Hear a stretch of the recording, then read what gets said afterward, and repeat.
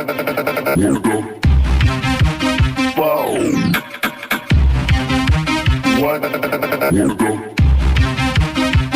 the fuck?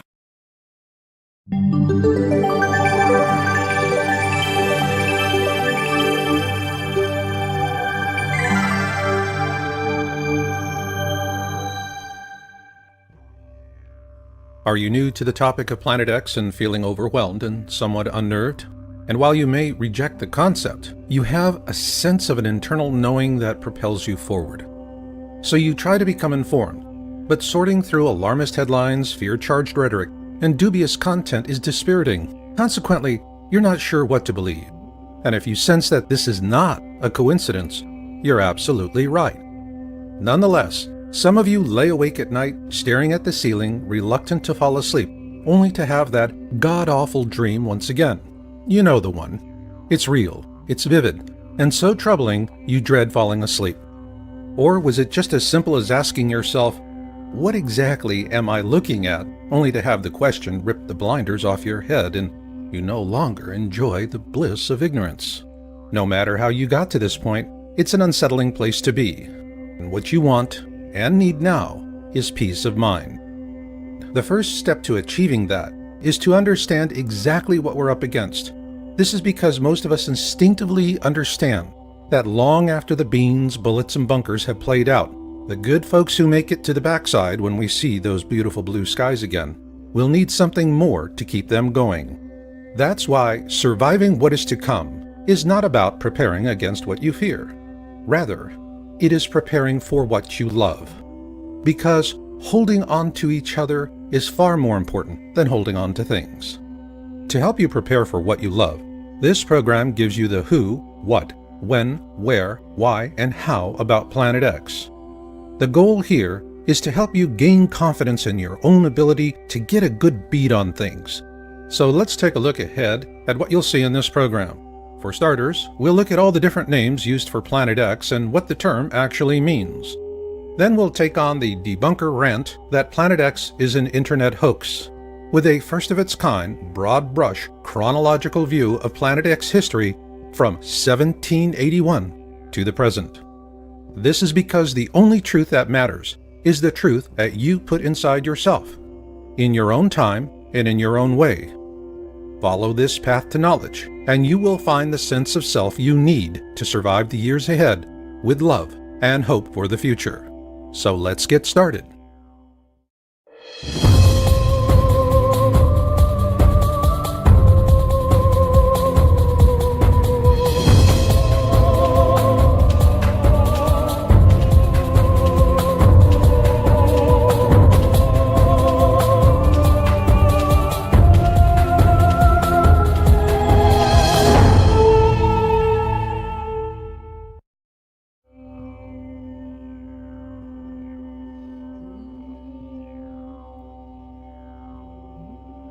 The term Planet X was coined by the American astronomer Percival Lowell sometime between 1905 and 1908.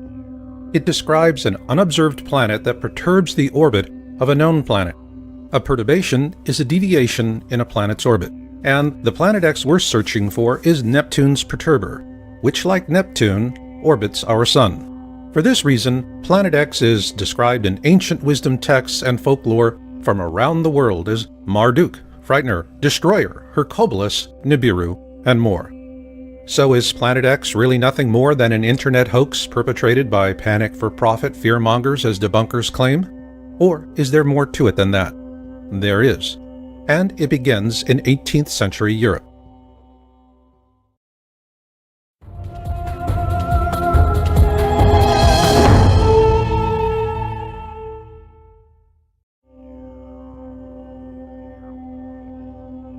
On March 13, 1781, William Herschel discovered Uranus, making it the first planet to be discovered with a telescope.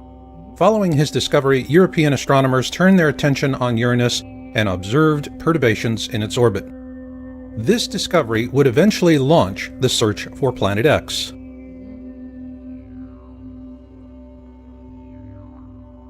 If one were to choose the father of Planet X research, it would have to be Alexis Bouvard.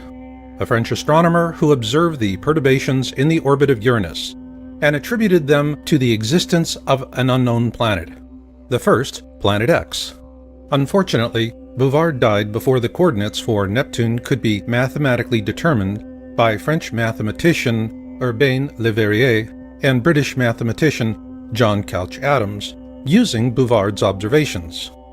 Verrier gets the official credit because he relayed those coordinates to astronomer John Gall of the Berlin Observatory, and 5 days later, Neptune was observed by Gall on September 23, 1846. This made Neptune the first planet to be discovered by a mathematical prediction. So Neptune was also the first Planet X to be discovered. But subsequent calculations based on the orbits of Uranus and Neptune indicated the presence of yet another Planet X, well beyond the orbit of Neptune, and so the search resumed. Not in Europe, but in America.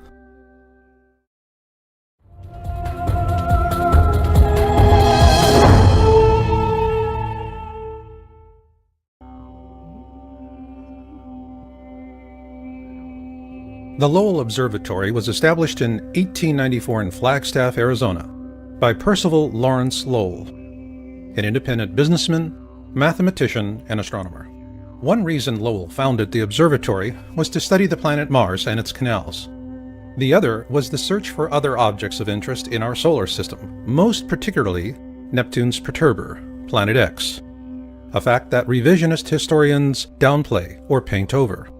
Yet, it was Lowell's intention to find the mysterious Planet X that led to the discovery of Pluto.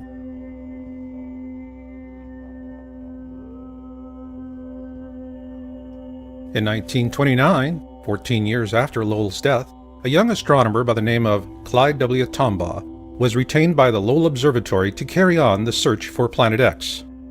And on February 18, 1930, he discovered Pluto. At the time, astronomers believed he had found Planet X, Neptune's perturber. Consequently, the topic of Planet X languished for some time after Tombaugh's discovery. However, after the discovery of Pluto's moon Charon in 1978, it was determined that Pluto lacked the mass to be Neptune's perturber, as it is only about 60% the size of our own moon. So with that, the search for Planet X was once again afoot. It's also interesting to note that Pluto was later demoted to the status of a dwarf planet in 2006 by the International Astronomical Union.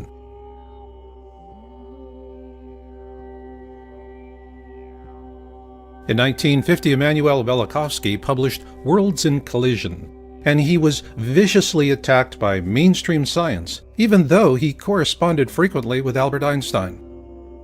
What generated this medieval response from modern science is that Velikovsky used ancient accounts to question the Darwinian notion of evolution with evidence of periodic cataclysms caused by large objects flying through the core of our solar system. Despite ruthless suppression, Velikovsky's work reawakened an open discussion of Planet X, and following that, a steady trickle of interest emerged, both in mainstream science and the media.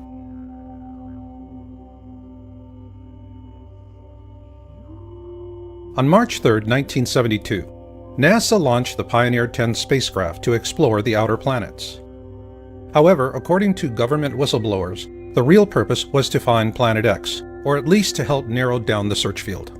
An interesting aspect of Pioneer 10 is that it also carried a small gold anodized aluminum plaque designed by astronomer Carl Sagan, should the spacecraft be found by extraterrestrials. At present, communication with the Pioneer 10 spacecraft is no longer possible.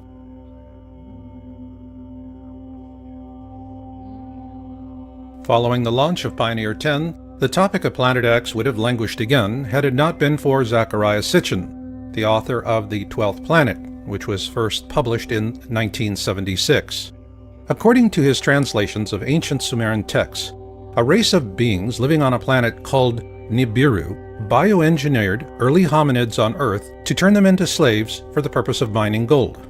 Called the Anunnaki, these beings lived on a planet the Sumerians called Nibiru, what we call Planet X today, and the Sumerian accounts tell us that it orbits our Sun every 3,600 years, and flies through the core of our system often causing great cataclysms on Earth. Sitchin's translations and theories are corroborated by an ancient wisdom text called the Colburn Bible. And according to Planet X historian Greg Jenner in his book Planet X and the Colburn Bible Connection, previous flybys of this mysterious object caused the sinking of Atlantis, the deluge, and the 10 plagues of Exodus.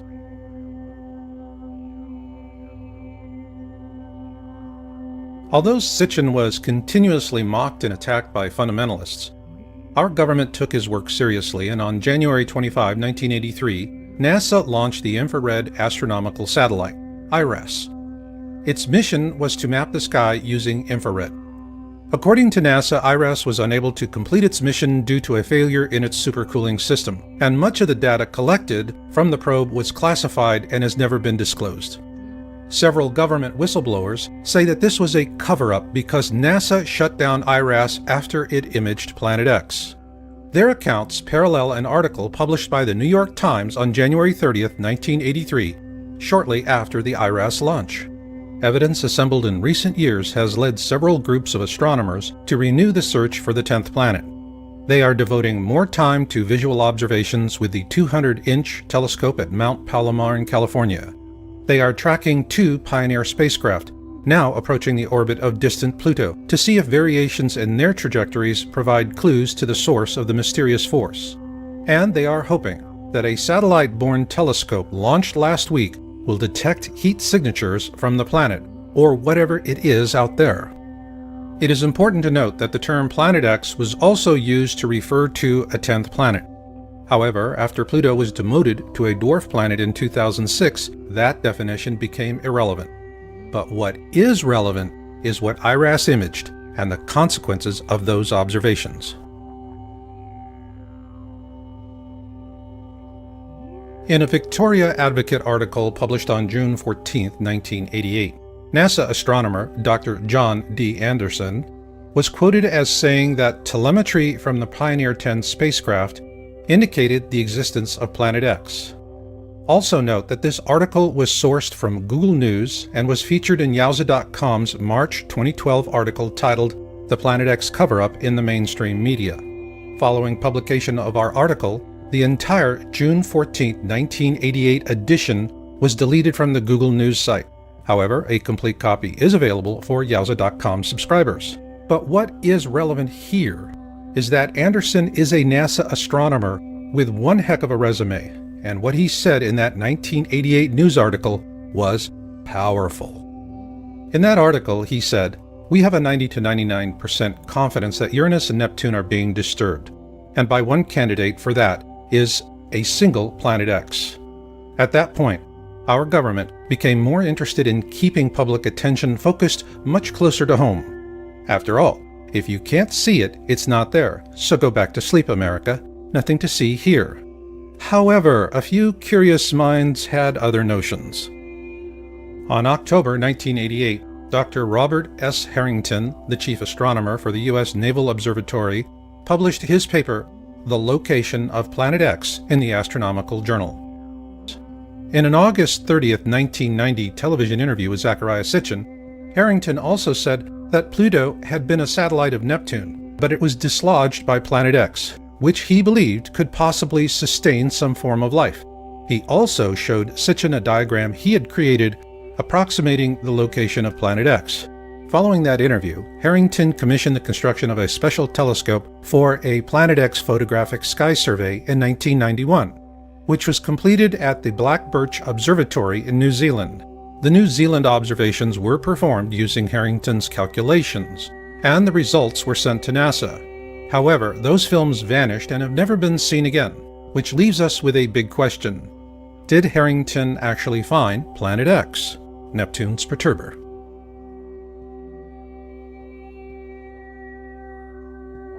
In 1992, Sitchin produced a documentary titled Are We Alone in the Universe? At the end of that film, Sitchin quotes a NASA press release from that same year. Unexplained deviations in the orbits of Uranus and Neptune point to a large outer body system of 4 to 8 Earth masses on a highly tilted orbit 7 billion miles from the Sun. This NASA press release suggests that Harrington did find Planet X in 1991. But the truth will never be known, because before he could publish his findings, Harrington died from a rapid onset of esophageal cancer on January 23, 1993. With his New Zealand findings suppressed and having died before he could publish his findings, many believe he was assassinated. One of the reasons given by those who subscribe to the theory of an assassination was an obituary by Charles E. Worley of the U.S. Naval Observatory. Worley wrote an obituary about Harrington that states, "Late in his career, Bob seemed quite skeptical of such an object, however." It is important to note that no other sources have come forward to corroborate Worley's claim. Consequently, Harrington's mysterious death was a shot out of the dark that quickly silenced the Planet X topic, both with the mainstream media and science community alike. In a very real sense, it was a veiled threat. Tamper with this at the risk of your own career, or perhaps even your life. In this regard, Worley's obituary was highly effective. This is for sure. Nonetheless, there is a curious question. Harrington built a custom telescope for a U.S. Naval Observatory station in New Zealand. The mission was simple: to find Planet X. So then, did they? Who knows? Because until NASA decides to declassify Harrington's observations, all we can say is that where there is smoke, there is fire. Meanwhile, we're not helpless either, and you'll see why later on in this program. But for now, if you are beginning to feel that the time has come to begin your own planning and preparation for whatever may come, then know this. When the worst of it hits, it will not be brief. This will not be weeks or months. Rather, we're looking at several years, perhaps longer than a decade. What this means is that your supplies, no matter how much you have on hand, is nothing more than a buffer. It buys you some time to work something else out. To optimize that opportunity of time, gather knowledge now, because after things run out, knowledge will help you to endure. And now, I'd like to share some of this very knowledge with you. It's something I've put a lot of work and love into because I know it will help people to make it to the backside. And that is what I'm all about. For those in preparation and planning, healthcare is always a problematic area because it is focused on the pills, potions, and supplements preppers set aside to help get themselves through a cataclysm. And it is problematic because all things physical play out. So a practical solution is what we call transition planning. So is this a December 21, 2012 solution? No. In our last video, Planet X System Observations and Orbital Path Analysis, we addressed December 21, 2012 as an awareness event. It was media-driven and it was successful in creating awareness, so on that regard, mission accomplished. Now, transition is the mission. Simply put, surviving the worst of times begins with surviving the best of times. So in this program, we want to introduce the core concept of transition planning. It is a 4-stage survival resource rating system. Stage 1 is cataclysm awareness. This is when the mainstream media begins to seriously report the news to the public at large, and panic buying ensues. If you're not prepared by this time, be ready for long lines and short supplies at the store. Stage 2 is cataclysm events. Simply put, the first to fall will most likely be the last to know. But planning and luck will also play equal roles. While planning and preparation is not a guarantee that you and your loved ones will survive these events, it will, however, dramatically increase your odds of survival. And with repeated events, expect all or part of your survival stores or caches to be exhausted, lost, or stolen. Stage 3 is post-event. Those who survive the cataclysm event will search for survivors and pull together into small, self-organized groups. While most preppers set aside enough for themselves and their loved ones, as a member of a larger survival group, you'll also share with them as well. This is when the bulk of your physical supplies will be used up. Stage 4 is the backside. This will be the time years into the future when those who survive all the worst that man and nature can throw at them live to see blue skies once again. By this time, all medical supplies will have long been exhausted, and what you'll have is knowledge. Of paramount importance will be the kind of knowledge that helps you with survival wellness and developing sustainable ways of growing food and medicinal herbs. This brings us to the simple metric of our transition planning system. It's a rating system. You rate your resources, physical and knowledge, in terms of how far they'll get you through the process. Here are a few examples. The internet is a fabulous Stage 1 resource, but it likely will not go much further than that. A fire extinguisher is a handy Stage 2 resource. Have one on hand. And off-road bicycles will be an ideal Stage 3 resource for getting around when there's not much left in the way of roads. And long after the internet, fire extinguishers and off-road bicycles have rusted away, knowledge will continue to endure, especially survival knowledge like Danjon breathing. Danjon breathing was created by Korean ruling elites back in the early days of acupuncture. These people were not worried about dying from hunger or thirst. Rather, they lived in fear of catching a cold, hence the old expression, "Don't catch your death of cold." And to explain how it works is Danjon Breathing for Wellness co-developer, Master Roar Shepherd. You want to have a tool that's been used for thousands of years to deal with these kind of situations. Danjon breathing is easy to learn, quickly oxidizes the body, lets go of carbon dioxide waste, and lowers the calorie demand of the body.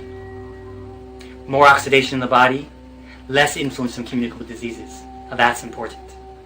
The complete Danjon Breathing for Wellness system from feelbetteronyourown.com includes a full-color symptoms handbook and 6 exercise and reference DVDs.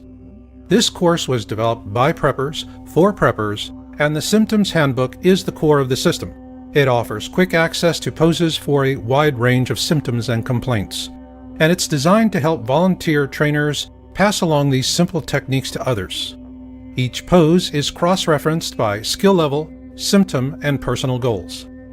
Organized into 3 levels, low impact, universal, and high impact, the 57 core poses offered in the Feel Better on Your Own system represent those used by Korean elites for centuries.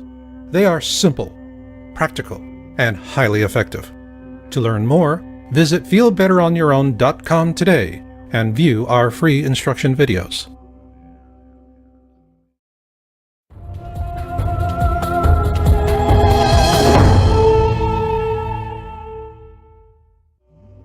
Imagine that you knew about the stock market crash of 1929 well in advance of the common man. Obviously, you could use such advanced knowledge to reap windfall profits from the misery. That is, assuming you were to keep the knowledge a secret. So, to what lengths would you go to keep future victims in the dark so that you could achieve the full measure of your own self-interested goals? Likewise, would you expect elites to rise above their own compulsions for power and wealth for moral or ethical purposes to inform the public at large, even if you are not so inclined? The point here is that for the elites, the topic of Planet X has always been about the leverage of deception, because of something I call Titanic rules. First class gets the boats, and steerage goes down with the ship. We're steerage, and the best we can do is to muster an occasional glimpse through a foggy porthole before the elites close it. Yes, it's unfair, but it has always been that way, and each day you spend agonizing over this is one less day you're focused on what really matters, your survival and that of those for whom you love and care. Keep this in mind as we present excerpts from observation reports. On April 24, 2006, Yowza.com broke the story on the South Pole Telescope, SPT, in Antarctica. The stated mission for the SPT really doesn't make a lot of sense because the same science could be done somewhere else at a fraction of the cost. So why build an expensive and sophisticated infrared telescope in such an inhospitable and inaccessible location as the Amundsen Scott South Pole Station in Antarctica? The answer is simple. This infrared 10-meter dish is the perfect instrument for observing an object rising up through the southern skies in infrared. And once they turned it on in January 2007, that's exactly what happened. A year after the SPT went online, the first of 3 highly credible disclosure videos were published on YouTube. The first, posted by Nibiru Shock 2012, was titled Nibiru Planet X Photos taken January 2008. It was the first time the public had an opportunity to see an image of Planet X in deep space. And here you see a capture from the video, and the same capture again, but enhanced. In it, we see not just one object, but several.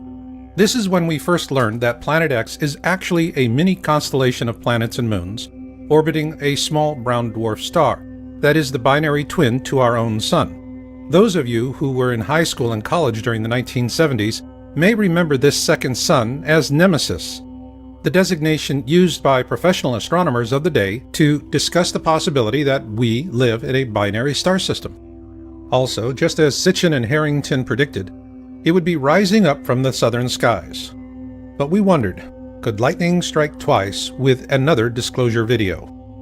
On March 3, 2008, Nibiru Shock posted his second video titled Nibiru Planet X Update February 1, 2008.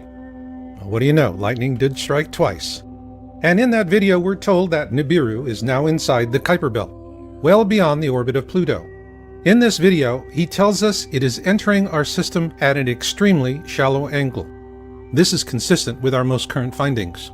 In this second video, Nibiru Shock 2012 gave us a brilliant series of images that clearly show Planet X is a rather substantial mini-constellation of planets and moons, orbiting a brown dwarf star that is in turn orbiting our own Sun.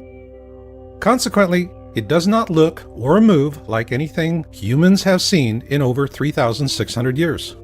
He also told us that governments are afraid of a panic. Perhaps. But then again, remember Titanic rules. First class gets the boats, and steerage goes down with the ship. We're steerage. Why do we say this? Because after these two videos were posted, the Nibiru Shock 2012 channel was hijacked by disinformationalists, and the first two videos were labeled a hoax, and the channel was also corrupted. Having investigated the first two Nibiru Shock 2012 videos at length, we published our findings on April 6, 2008 in an article titled First Two Planet X SPT Leaked Image Videos by Nibiru Shock 2012, now seen as highly credible. The reason we drew this conclusion was that these were very impressive disclosures, but the manner in which the channel was attacked showed clear evidence of a well-organized and well-funded use of disinformation tradecraft. Following publication of our report, Yahoo.com came under heavy attack. Our site was hacked, and a slander campaign was leveled against us with brutal vitriol.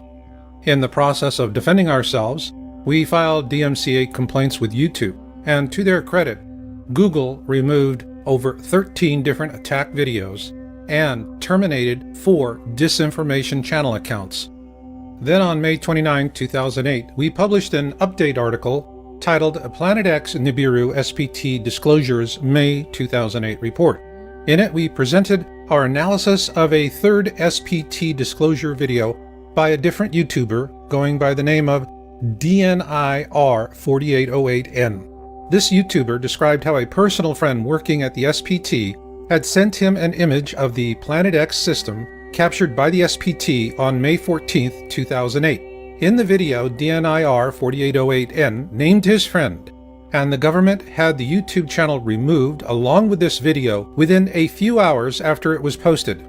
Thanks to an anonymous tip, we were able to download the video before the channel disappeared. The video was authentic, but the manner in which the channel was taken down was clear proof of further government suppression. And when you compare the images in the DNIR4808N video with the Nibiru Shock 2012 videos, it's obvious that both are of the same object or series of objects, which also happen to be in the southern skies. At that point, the question for our team was simple. How did these three SPT disclosure videos compare with Dr. Harrington's paper, The Location of Planet X, published in October 1988, and with the illustration he showed Zecharia Sitchin in a 1990 television interview? Luckily for us, the answer came a few months later. Corroboration for Harrington's calculations finally came in 2008 with the last polar flyby of the Sun by the ESA NASA Ulysses probe. Although NASA says that the spacecraft failed before critical data could be gathered in its last orbit around the southern hemisphere of our Sun, It nonetheless yielded valuable data, and we published that on October 13, 2008, with an article titled The ESA NASA Ulysses Probe and Planet X Nibiru. The probe data is clear. The Sun's southern hemisphere is noticeably more active than its northern hemisphere. Also of interest is where the peak solar winds originate and the direction in which they're pointed.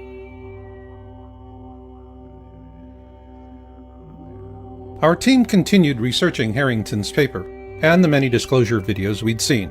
Finally, on September 7, 2010, we published our findings in an article with a video titled The Only 3 Authentic SPT Disclosure Videos of 2008.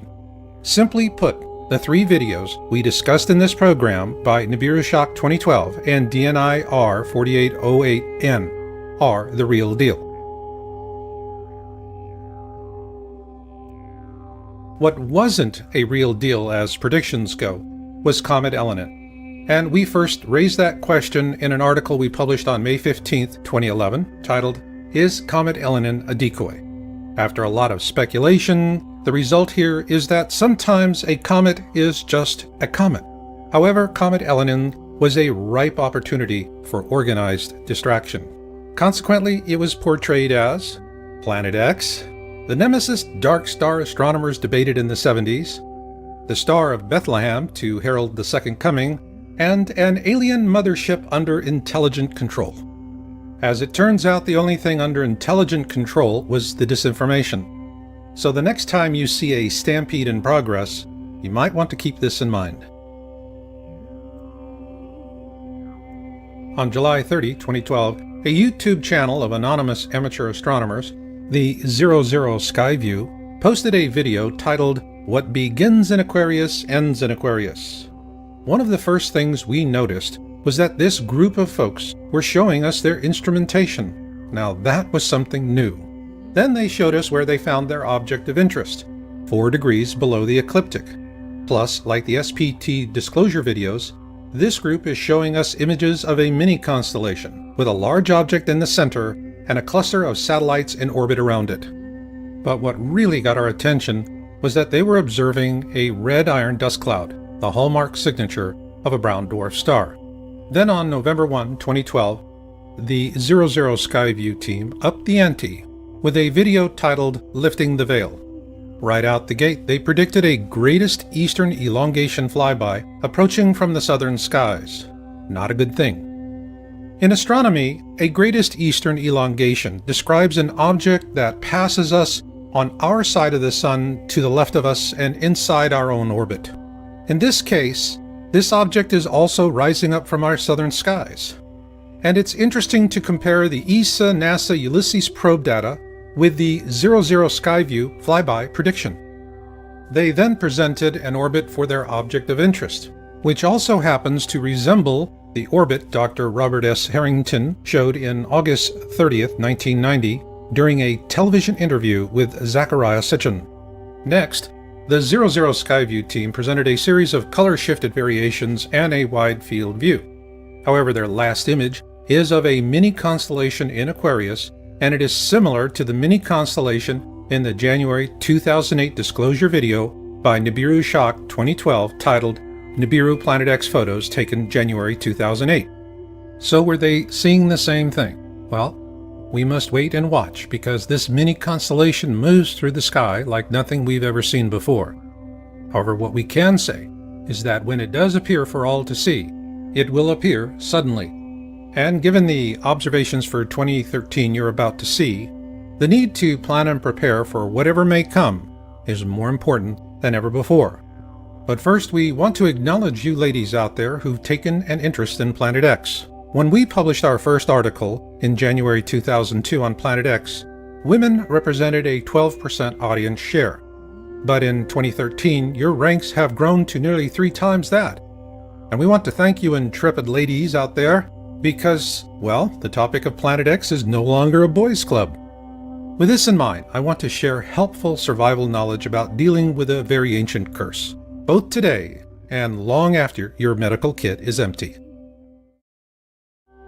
Every self-healing energy art is about drawing energy and oxygen into the body.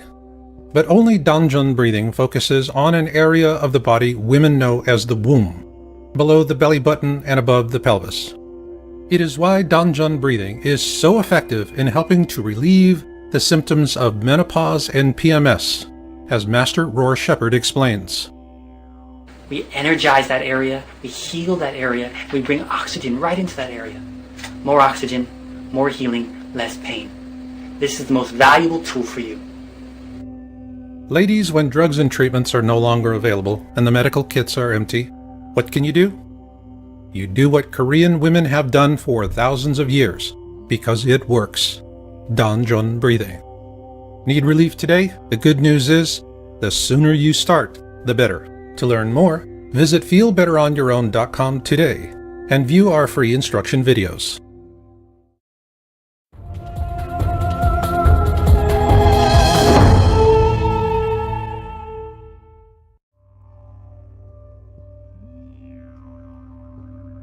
At the beginning of January 2013, Yowza.com researchers began tracking an uncatalogued object using the Vulcan feed camera from the Turrialba volcano in Costa Rica. I dubbed the object Bluebonnet.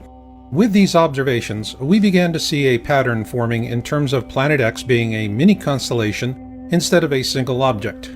Though Bluebonnet is clearly not a brown dwarf companion to our own Sun, its movement through the sky does raise the possibility that it could be a far-flung orbital of a second sun.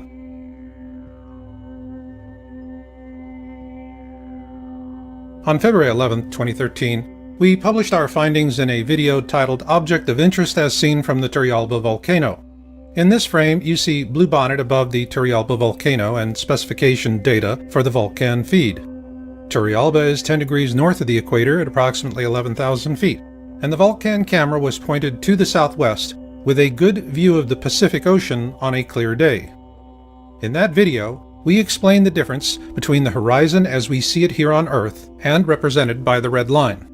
The green line you see cutting through the center of the Sun is the ecliptic. The ecliptic is the plane of our solar system, and all of the planets orbit the Sun within a few degrees of it.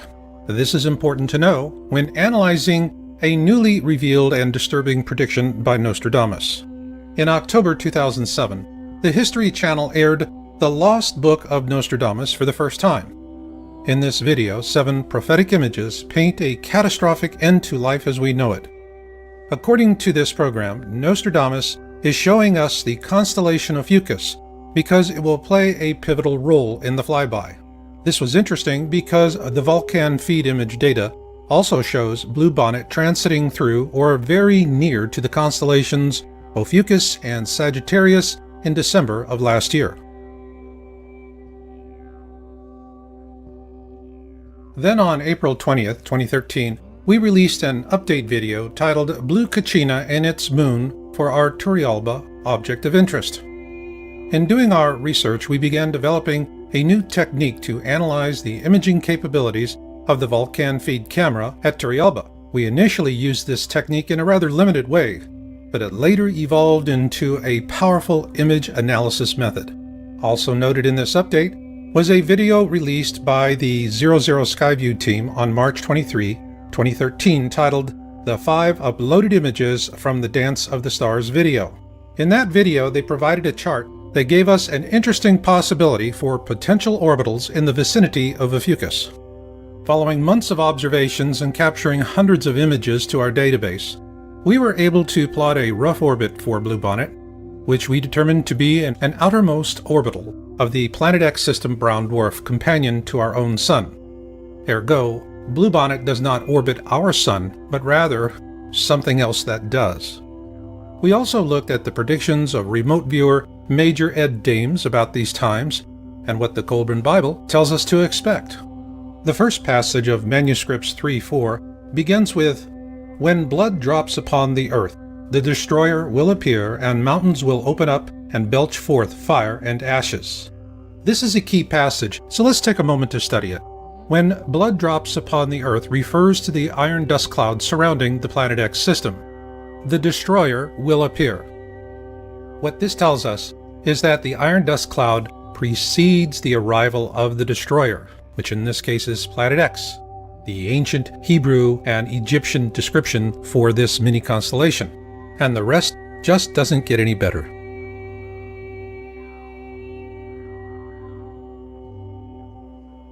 On July 8, 2013, the 00 Skyview team posted a new video titled Fire in the Sky Part 3. The term KBO stands for Kuiper Belt Object, which is a classification for Planet X. Potential orbitals refers to the planets and moons in orbit around the KBO, and here they finally ask the question, is this our binary star? The reason they posted that question to the viewer is because they've observed a large nucleus for the KBO, but it was their second video on the 12th of that month titled A Cyclical Storm Brews that really got our attention. Near the end of the video, they announced that they followed our Turrialba volcano research and the object I dubbed Bluebonnet. We then get a warm attaboy from the good folks at the 00 Skyview. Thank you, fellas. Your kind words of support were greatly appreciated, and we certainly hope to see you on the backside. Because you corroborated our observations of Bluebonnet, we were able to take a big step forward. On July 28, 2013, we posted our video, Planet X System Observations and Orbital Analysis, with featured observer Jorge Arena. Early on, an old debunking attack that Bluebonnet is a reflection because it appears in front of the sun was disproved with a series of Vulcan feed captures. The series clearly shows Bluebonnet slipping behind the clouds. Also, the image analysis method we first introduced to our viewers in April was formalized and presented in detail. We call it Camera Sensor Illumination, CSI, and we used it to compare two Bluebonnet captures from this year, one from January and the other from May. Our CSI analysis shows that Bluebonnet has been growing larger and brighter. Likewise, CSI was used to evaluate the observation images of Jorge Arena. He is an importer of Peruvian foods and herbals, and he's based in Ontario, Canada. On May 27, 2013, while flying over the Eastern Pacific, he imaged the brown dwarf at the core of the Planet X system. While it appears at the Sun's 11 o'clock position relative to Earth's horizon, the actual placement relative to the ecliptic is below the ecliptic and near the Sun's 8 o'clock position. Also note that the Vulcan feed in Costa Rica is pointed towards the southwest at an elevation of approximately 11,000 feet, and that when Jorge took his picture, he was at 37,000 feet, and his camera was also pointed towards the southwest. And once again, we find an interesting connection between Jorge's observation and the 2008 ESA-NASA Ulysses probe data presented earlier. Using the data available on Bluebonnet plus Jorge's images, we were able to approximate the orbit of the Planet X mini-constellation through the core of our solar system. What this corroborates is the prediction of the 00 Skyview team that the Planet X flyby would happen on our side of the Sun in their November 1st, 2012 video titled Lifting the Veil. Further to that, in a September 2008 interview with Carrie Cassidy of Project Camelot, government whistleblower Bob Dean predicted the very same thing, that the Planet X flyby will occur when it is on our side of the Sun. And now, a moment of truth. Everything you've seen up to this point is intelligence. That is, a connected collection of fragments and shards of truth that happen to slip past years of suppression. But for those of you who insist on smoking gun proof, you're not going to believe anything until you've seen it yourself. That begs the question, what can you see today? What you can see are a lot of rocks coming our way.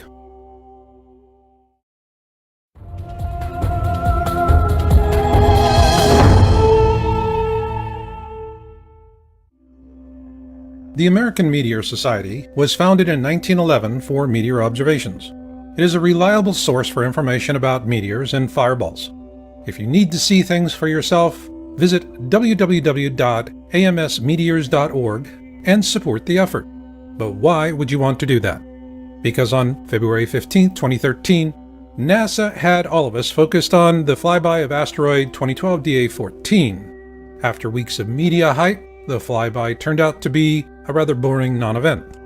Yet, on the very same day, the Chelyabinsk meteor airbursted over the southern Urals. It was the largest rock to hit our planet in over a century, and its detonation released the equivalent energy of over 20 Hiroshima bombs. It damaged over 7,000 buildings, and 500 people had to seek medical treatment for wounds. When pressed by the media for an explanation as to why NASA never saw it coming, they finally had to admit that they were blindsided by this meteor because it came out of the sun and that they do not have any telescopes pointed in that direction. Still the same, can you imagine the carnage that would have occurred had this meteor airbursted over a major American city, with the equivalent energy of over 20 Hiroshima atomic bombs? The point here is that we can continue to argue about what is happening here on Earth in a way that keeps the consensus out of reach. But when it comes to meteors, there are no more frivolous debunker theories about natural variation, increased reporting, and, well, swamp gas. Just consequences. That is why visiting the American Meteor Society, the AMS, is something you can do today to see what's coming at us.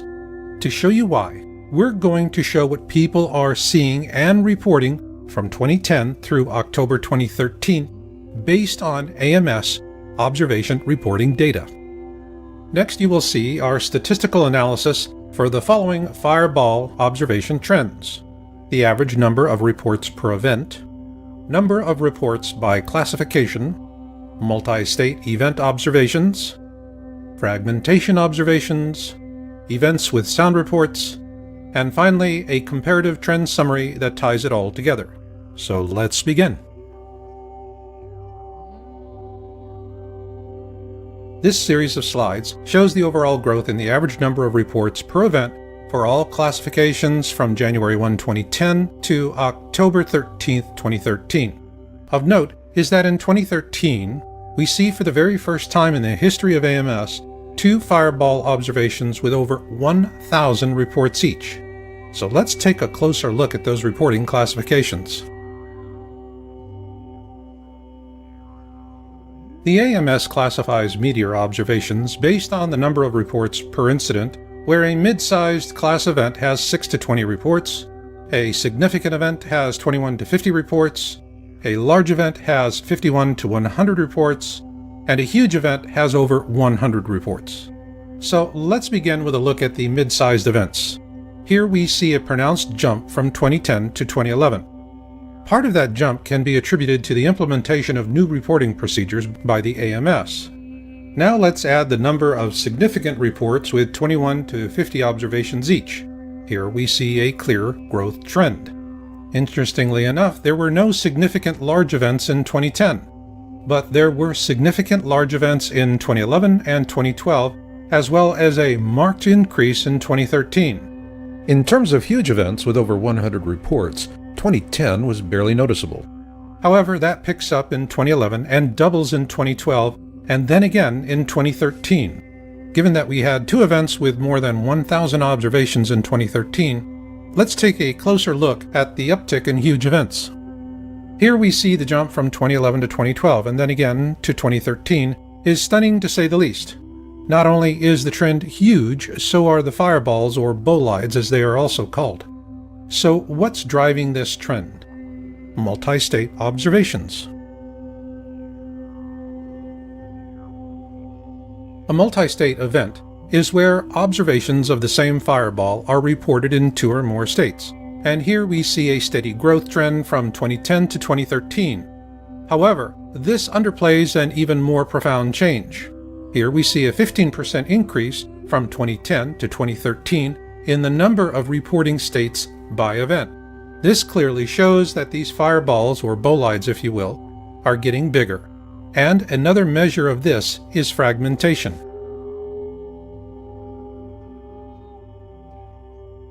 Fragmentation is a key indicator of size, and while angle of attack and velocity also play a factor, the rule of thumb is the larger the meteor, the more likely it is to fragment, or break apart if you will.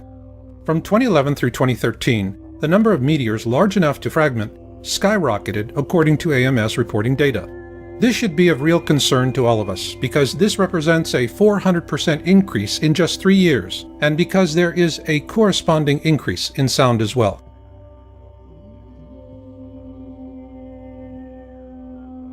The AMS tracks 2 kinds of sounds: concurrent sounds heard during the flyby and delayed sounds heard just afterwards. These charts are a combination of both, and the trend is clear. sound follows with fragmentation. And what is really striking is that sound and fragmentation reports for 2010 through 2013 show nearly identical increases. So now let's summarize what we've seen so far by looking at the growth trend percentages from 2010 to 2013. Now let's look at a big picture view of the AMS data based on the average number of observation reports per event, events with sound reports, fragmentation observations, and multi-state event observations. And what we see here, beginning with 2010, is a consistent growth trend by percentage from 2010 through to 2013. It is important to note that all of the data presented in this video is for the 2013 reporting period of January 1, 2013 to October 13, 2013, with 2.5 months yet to be reported. And for those of you who are still laboring with doubts about all of this, there is only one question you need to answer. What's throwing all these rocks at us? And what about those of you who no longer have any doubts about the need to plan and prepare for whatever may come? Do not plan against what you fear, but for what you love, because survival is not about holding on to things. It's about holding on to each other. For the Yowza.com and PlanetXTownHall.com research team, this is Marshall, and we'll catch you on the backside.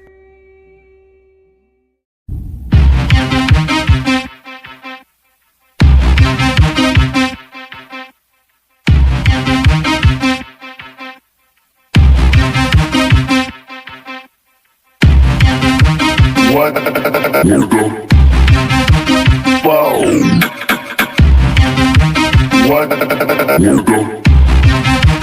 What the fuck?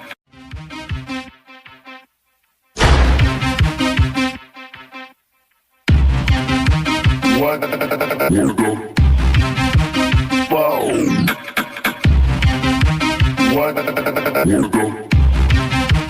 What the fuck?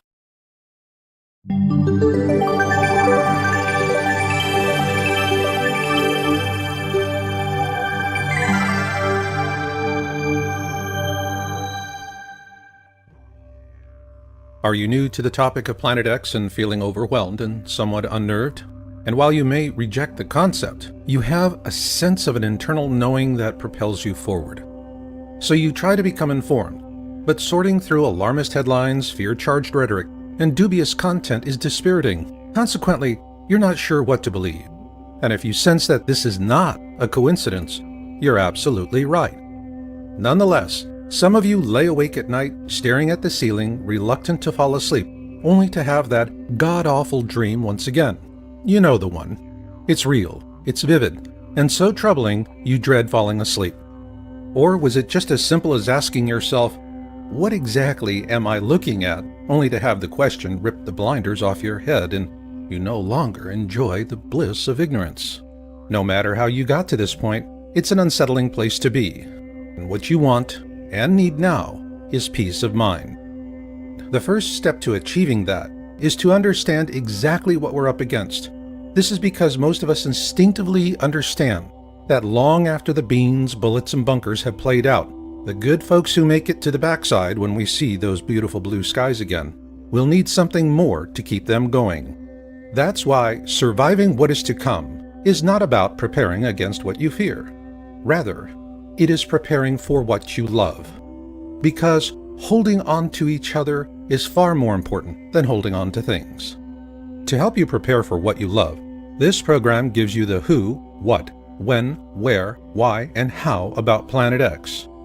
The goal here is to help you gain confidence in your own ability to get a good beat on things. So let's take a look ahead at what you'll see in this program. For starters, we'll look at all the different names used for Planet X and what the term actually means. Then we'll take on the debunker rant that Planet X is an internet hoax, with a first-of-its-kind, broad-brush, chronological view of Planet X history from 1781 to the present.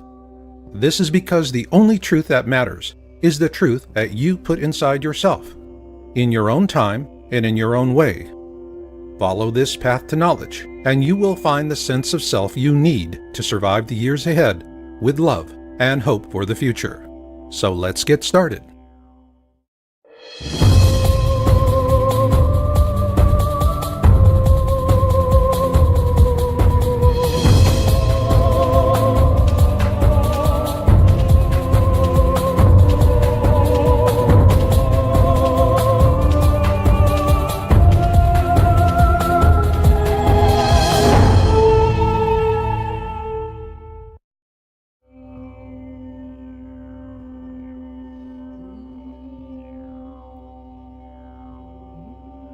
The term Planet X was coined by the American astronomer Percival Lowell sometime between 1905 and 1908. It describes an unobserved planet that perturbs the orbit of a known planet.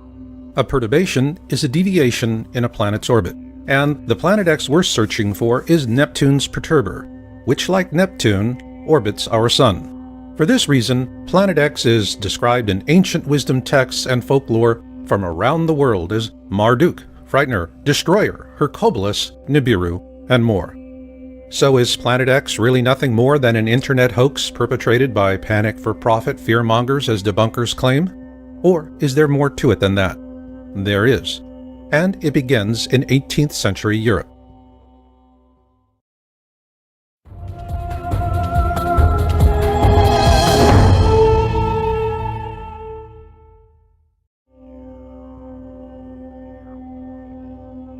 On March 13, 1781, William Herschel discovered Uranus, making it the first planet to be discovered with a telescope. Following his discovery, European astronomers turned their attention on Uranus and observed perturbations in its orbit. This discovery would eventually launch the search for Planet X.